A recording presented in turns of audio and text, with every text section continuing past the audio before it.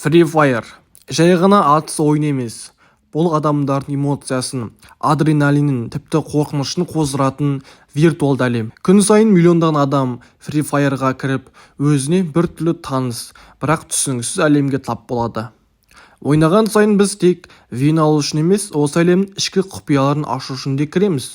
Өйткені Free Fire'дың артында үлкен тарих пен адам сүйгісіз сұмдықтар жасырылған. Сәлем достар, сіздермен бірге Сұлтанус арнасы. Ең бірінші арнаға жазып лайк басып кет. Алдындағы записте Free Fire жеңіп кетті.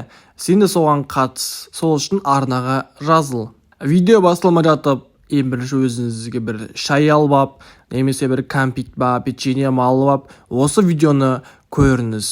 Айтпақшы, алдыңғы видеоларды көріп кетіңіз, оларда қызықты болды. Онда бастайық.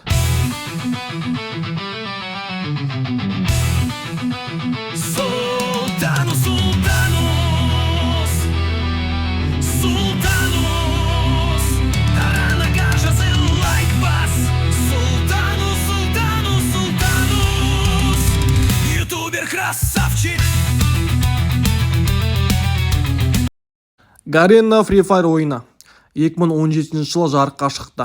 Алғашқы кезде ол PUBG немесе COD сияқты үлкен жобалармен бәсекелес алмайтындай көрінді. Бірақ керісінше болды. Жеңіл графика, тез матч, қызықты режимдер мен мобильді құрылғыларға жақсы бейімделу Free Fire'ды әлемдегі ең танымал Battle Royale ойындардың қатарына шығарды. Ойын бір қарағанда қарапайым, 50 ойыншы бір аралға түседі. Сонда біреу немесе бір команда жеңімпаз атанады. Бірақ Free Fire'ның құпиясы тек шайқаста емес, оның әлемі, кейіпкерлер мен атмосферасы тылсымға тола. Free Fire'да көптеген кейіпкер бар. Әрқайсының өз тарихы мен қабілеті бар. Бірақ сол кейіпкерлердің кейбірі шынымен де жұмбақ. Алок, шынайы өмірдегі танымал диджейге негізделген кейіпкер. Оның қабілеті бар. Бірақ ойыншылар арасында аңыз бар. Ол бұрынғы ғалым болған, ойын әлеміне энергия арқылы өтіп кеткен. Вуконг, маймылға ұқсайтын, шын мәнінде трансформацияға түсетін кейіпкер. Бұл бейнеде Қытай мифологиясымен байланысы жатыр. Бірақ Free Fire'да ол тым қараңғы, әрі қауіпті қылып бейнеленген. Кейбір карталарда оны тоқтаусыз қолданса, ойында аномалиялар пайда болады дейді. Хайота және басқа да персонаждар бәрінің артында өзіндік философия мен құпия бар. Әрқайсысы бір әлемнің өкілі сияқты. Ал кейбір ойыншылар бұл кейіпкерлер бұрын ойына шығып кеткен нағыз ойыншылардың бейнесі деп сенеді. Кейбір ойыншылар Бермуд картасындағы тастанды үйлерге кіргенде есіктер өздігінен жабылып қалатынын айтқан. Олардың айтуынша, кейде ішінде ешкім жоқ бөлмеден аяқ дыбысы, күлкі немесе құлаған зат секілді дыбыстар шығады. Бұны алғашында баг деп ойлаған, бірақ кейін Гарена өзі бір ивентте Free Fire әлемінде бәрі анық емес деп жазған. Бұл бекер айтылған сөз бе? Калахари картасында кейбір орындарда құмның астынан шыққан беймәлім құрылымдар бар. Ол не? Тек ландшафт па? Әлде баяғы бір дамыған ізі ме? Интернетте көп ойыншы Free Fire ойнаған кезде түсініксіз жағдайлар болған айтады. Матчта ешкім атпаса да кенет өлдім.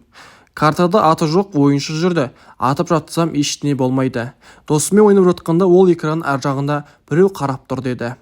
Бұл жай техникалық ақау ма? Әлде ойынға кірістірілген арнайы жасалған жасырын сюжет пе?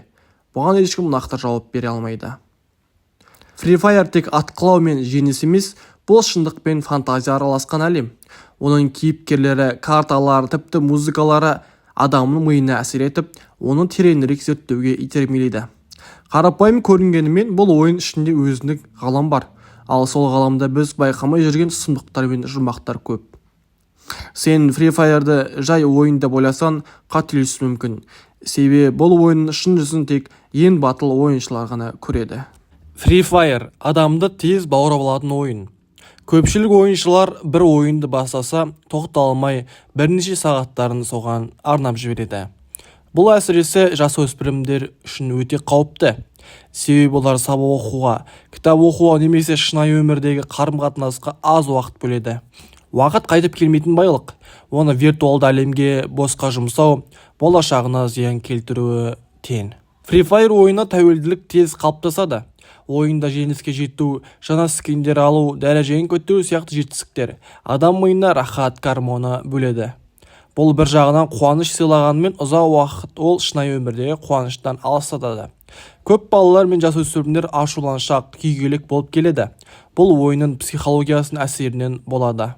Ойын ішінде скин, алмаз, пропуск сияқты заттар нақты ақшаға сатылады. Бір қарағанда арзан көрінгенмен ойыншы біртіндеп мыңдаған теңге жұмсап жібереді. Бұл әсіресе ата-анасына салмақ салады. Көптеген ата-ана баласының ойыннан ақша төлеуге мәжбүр болады. Ал бұл шығын негізінде қажетсіз нәрсеге жұмсалып отыр. Free Fire онлайн ойын. Яғни адамдар шынайы өмірдегі достары емес, виртуалды кейіпкерлермен араласуға бейімделеді. Бұл жалғыздық сезімін арттырады. Адам өміріндегі ең басты құндылық тірі қарым-қатынас пен шынайы эмоция, ал ойын оған кедергі келтіреді. Free Fire ойыны қызық болғанымен, оның астарында үлкен зияндар жатыр. Уақыт, психология, қаржы және шынайы өмірмен байланыс. Бәрі де бұл ойыннан зардап шегуі мүмкін. Сондықтан да Free Fire ойыны шектеулі және ақылмен пайдалану, ойын мен өмір арасында тепе-тең сақтау ең маңызды шешімдердің бірі. Достар, осылайша біздің видеомыз аяқталды. Арнаға жазылып лайк басып кет. Комментке сен Free Fire ойнайсың ба, соны жазып кет. Қош, сау бол.